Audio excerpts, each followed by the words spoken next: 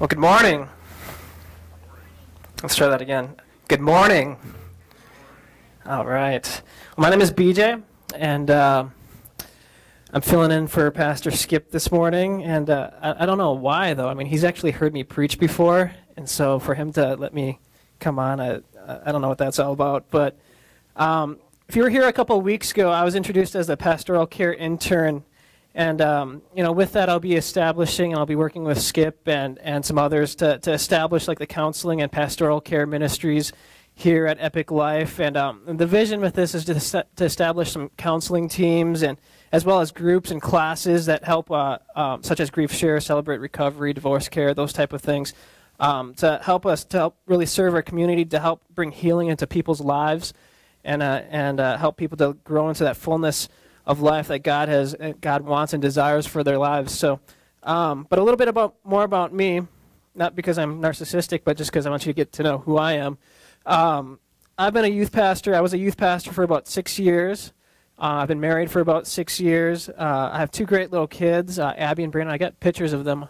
There's my daughter, Abby. Everybody go, aw. And there's Braden.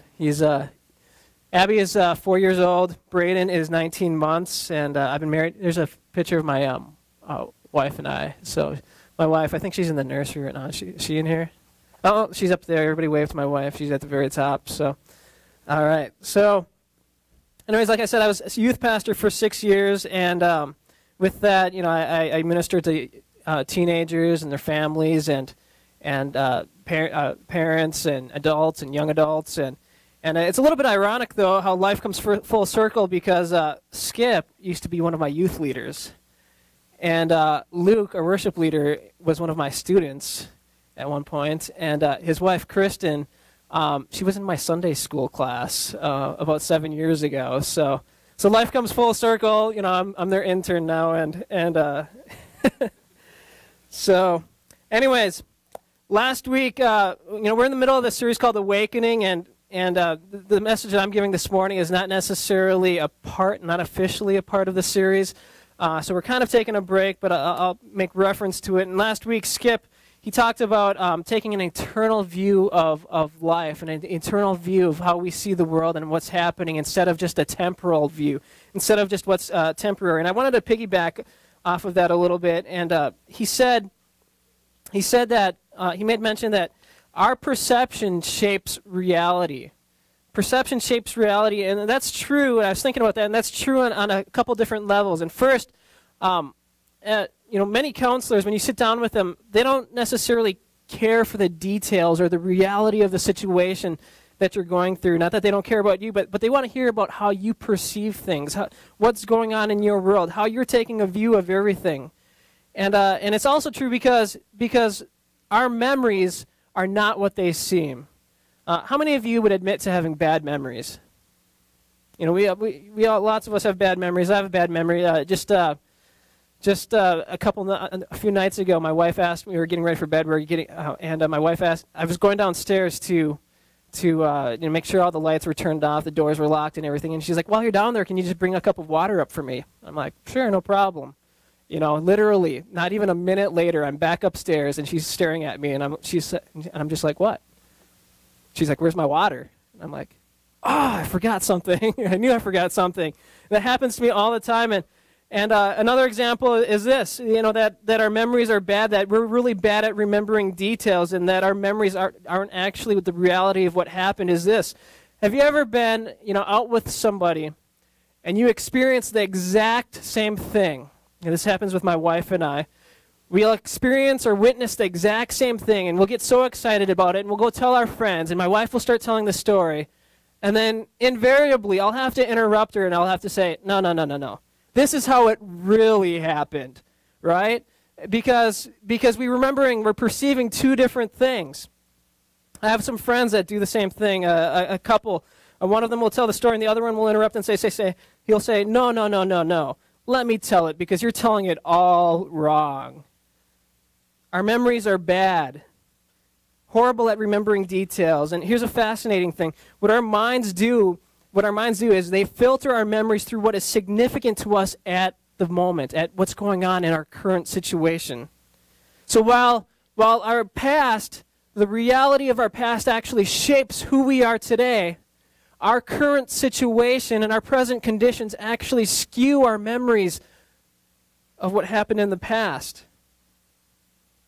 Again, it goes back to what Skip says. We've got to focus on the eternal, not on the temporal. It's because that we're focusing on the temporary and on what's in front of us that we're not seeing what happened before us. Israel is a classic example of this. The nation of Israel. I have like this dislike for the story of Israel because, in my view, they're the greatest what I call wafflers. What do I mean by that? I mean they put Brett Favre to shame. Okay, how many Brett Favre fans in here? All right. They put Brett Favre to shame. And before I jumped into the text this morning, I'm going to be speaking from 1 Kings chapter 18. But I want to give you a little bit of background on Israel. And many of you may already know this stuff. Some of you may not. And I just want to make sure we're on the same page. So I'm just going to give a real high overview of what Israel's history was all about. And this high overview really doesn't give it any justice because their history is just so full of rich history. But we're just going to do just a brief overview. At one point, Israel was enslaved in Egypt for hundreds of years. And saying that it was a miserable point in their history doesn't even begin to do it justice. And God, recognizing their need and hearing their cry, he raises up a leader. He raises up Moses. And Moses, with God's direction, leads them out of Egypt. And this is the story, if you've watched The Prince of Egypt or seen the Ten Commandments, that's what this story is all about. The story of the various plagues, and then God leading them by a pillar of fire by night and cloud by day. And they get to the Red Sea, and God just parts the Red Sea open, and then they walk across on dry land. And then it's like almost immediately the waffling begins, that short-term memory. In Exodus 16:3 it says this. They come to a rough spot in their journey to the promised land, and they say, "Oh, that we were back in Egypt," they moaned. "It would have been better if the Lord had killed us there. At least there we had plenty to eat. But now you have brought us into the desert to starve us to death." I mean, seriously. I mean, did they forgot already? I mean, they forgot the big pillar of fire by night, and they forgot the parting of the Red Sea. I mean, this is like sci-fi stuff, like things that I watch on like the Sci-Fi Channel or something. It's huge, amazing, miraculous stuff, and they forgot already. Remember what I originally said about memories. Our memories are bad. They don't remember the details. Actually, our memories, like I said, our present situation skews how we view the past. They forgot how bad it was and how God had rescued them. And then following Moses was Joshua, who led Israel into what is referred as the Promised Land. And then ruling over Israel for the next chapter in their history was a series of prophets and judges. And in the time of these judges, Israel, they would follow God, and everything would be okay. And then they would walk away from God, and they would totally forget about God. And then they'd get oppressed by some nation, and some nation would come in and conquer them, and they'd get all upset, and they'd be oppressed. And then they'd cry out to God, and God would raise up another judge, and this next judge would come in and save them, and things would be good for a little bit. And then they'd walk away from God again. And then they'd cry out to God when they get conquered and they're oppressed, and then another judge would be raised up. And the story goes back and forth, the waffling. And then eventually, they started looking around, and they see all these all these other nations around them, and they see that all these other nations have kings. And they wanted a king really bad, and they wanted a king to be like all the other nations, and God warned against it.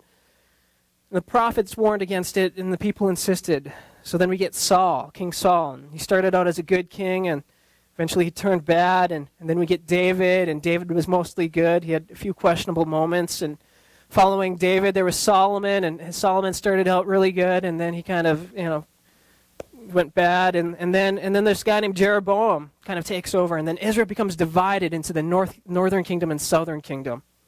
Now the southern kingdom, they were kind of like the days of the judges, waffling. They'd go back and forth. Good king, bad king, good king, bad king. The northern kingdom, which was referred to as Israel, and the southern kingdom was referred to as Judah. The northern kingdom, it was just all bad. It was just one bad king after the other. You look through the timelines, if you look through like history books, and they list out the kings, they're like, this king was bad, this king was worse, this king was really bad. And then we get to King Ahab,